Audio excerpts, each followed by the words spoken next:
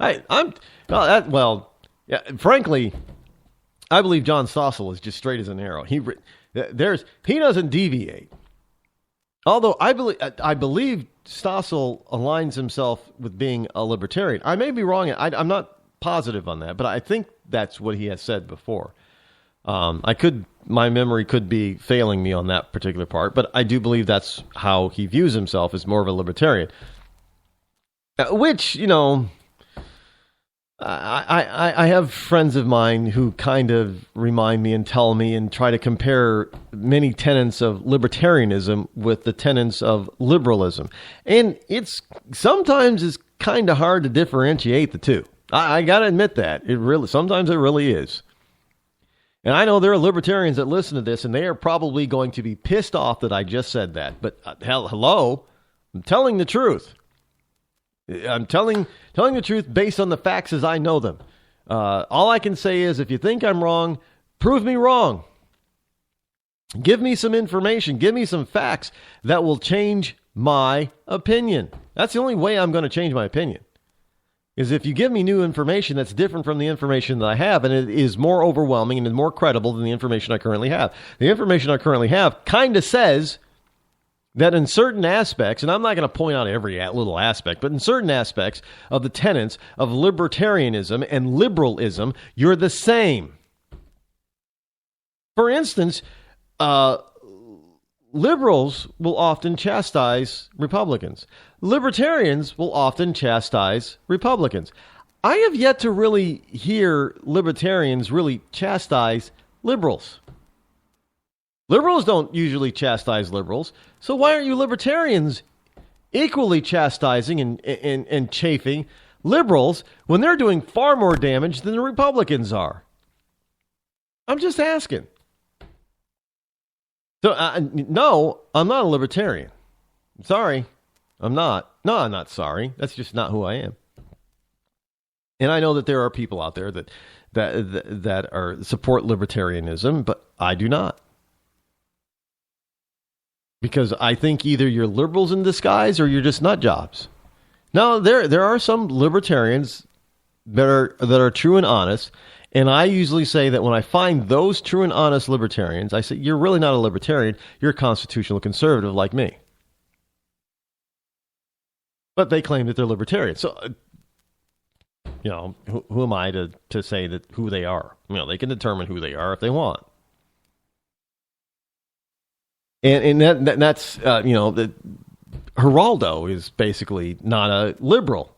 Well, he's not a true conservative, but he's not a liberal. So ABC was looking to get rid of him. And yeah, hey, lo and behold, he gave $200 back in 1985, which is, $200 today is nothing, but $200 back then was a little bit of a something deal. It wasn't huge, but it was a big enough deal. And he didn't, for whatever reason, he didn't disclose. I don't know his reasons for not disclosing it, but he didn't disclose it. In other words, even with his possible salary back in '85, $200 might have been enough that you did not notice. You would miss it if it wasn't around. And again, maybe not. What? Geez, 85. What was I? No. You definitely would have noticed $200 in '85.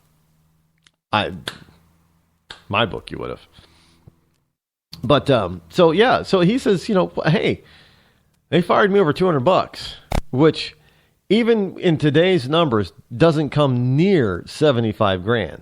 I mean, $200 today might be worth, let's just say tenfold, is worth $2,000 today. So basically, I got fired by today's dollars at $2,000, and Steffi gave $75,000 for not disclosing it, and he's still employed by ABC, who, by the way, fired me, Geraldo says, for $2,000, which was really an $85, $200. But that's basically what he's saying. And he's got a point. Not often that I agree with Geraldo Rivera, but he's got a point. And this might answer the question for Geraldo, actually. Because here on Politico, there's another story that's related to this. Clinton Foundation donors include dozens of media organizations and media individuals, not just George Stephanopoulos. That's right. NBC Universal, News Corporation, Turner Broadcasting, which is CNN's original TBS, Turner Broadcasting System. That was who I couldn't... Ted Turner was his name. I couldn't remember his last name yesterday for some reason. Knew I'd find some way to remember it. But Turner Broadcasting and Thomson Reuters are among more than a dozen media organizations that have made charitable contributions to the Clinton Foundation in recent years. So says the foundation's own records. I mean, and some people are probably now going, what? Look, folks, when I told you that the left was in bed with the left media was in bed with the political left, some of you still doubted me. Well, here proves unequivocally that I, Rod Eccles, once again was 100% correct. I wasn't alone, by the way. No, I'm not even trying to suggest that I was alone.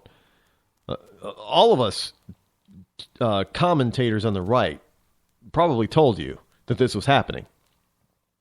But here's the proof. Records.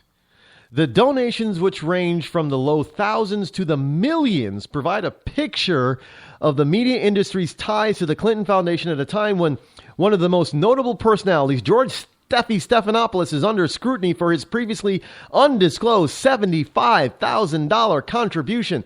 Well, all of these other outlets are not telling you that they're donating to the Clintons as well. And yet, they're running this protection racket for the Clintons.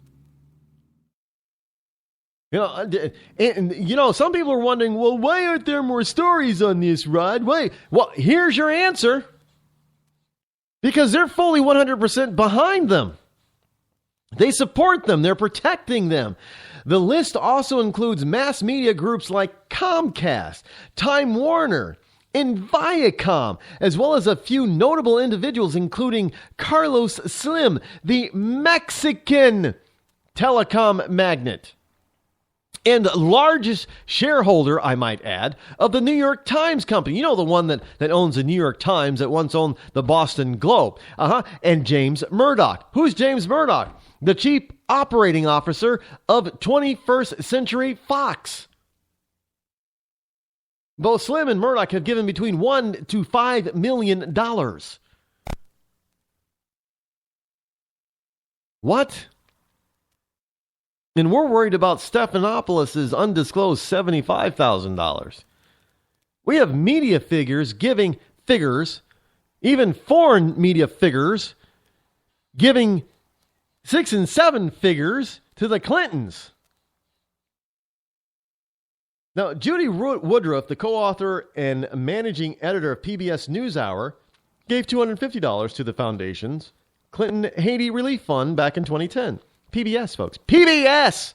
You know, the station that runs This Old House and the Children's Television Workshop's most powerful in program and popular program, Sesame Street. PBS. Oh, yeah. Big Bird is supporting the Clintons.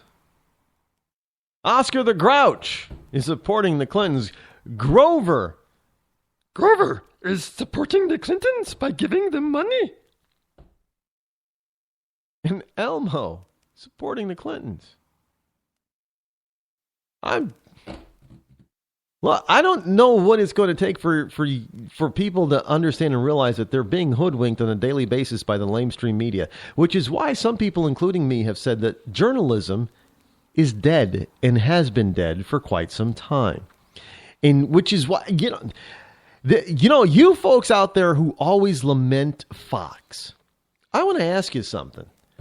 Fox has never been called out on contributing to anyone. And very few Fox News or TV personalities have ever been called out for donating to certain candidates or causes without disclosing. They haven't done it. But here we have media firm after media firm after media personality after media personality on the left. And we didn't know what they were doing. And Geraldo is dead on. Look, I got fired for $200, which, maybe equates to $2,000 today. And this guy over here, Stephanopoulos, somehow the same network, exact same network, gets away with $75,000. Well, I don't know. And even in today's modern liberal math, $75,000 is still a lot more than $2,000. Now, here's another list. We have Carlos Slim, James Murdoch, Newsmax Media, Florida-based conservative media news network, gave to the Clinton Foundation. Now, some people are saying, well, Rod, this is why we don't really, even conservatives are like giving to these people. Well, Newsmax gave to the Clinton Foundation. Thomas Reuters, owner of the Reuters News Service, gave to the Clintons. And we're talking, the names that I just listed gave between $1 million and $5 million.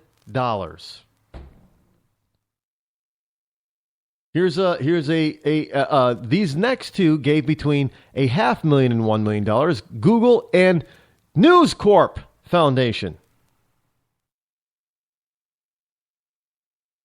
The philanthropic arm of the former Fox News parent company, News Corp. So all you people out there who Fox News, man, their former parent company gave to the Clintons. Houghton Mifflin Harcourt and Richard Mellon Schaaf, owner of the Pittsburgh Tribune Review, gave between $250,000 and $500,000. Abigail Disney, Bloomberg Philanthropies, Howard Stringer, Intermountain West Communications Company, all gave between $100,000 and $250,000.